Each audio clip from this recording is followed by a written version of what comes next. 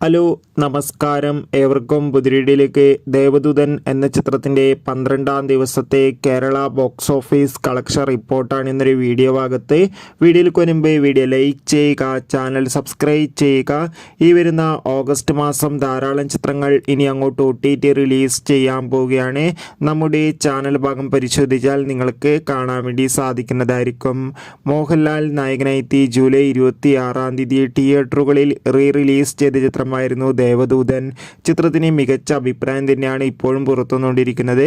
അതുകൊണ്ട് തന്നെ എല്ലാ സിനിമാ പ്രേമികളും ഒരേപോലെയായിരുന്നു ദേവദൂതൻ എന്ന ചിത്രത്തിൻ്റെ ഓരോ കളക്ഷൻ റിപ്പോർട്ടും അറിയാൻ വേണ്ടി കാത്തിരിക്കുന്നത്.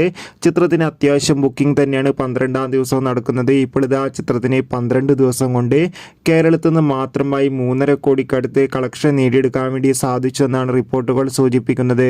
എന്തായാലും ദേവദൂതൻ എന്ന ചിത്രത്തിൻ്റെ കൂടുതൽ ബോക്സ് ഓഫീസ് കളക്ഷൻ റിപ്പോർട്ടിനായി നമുക്ക് കാത്തിരിക്കാം.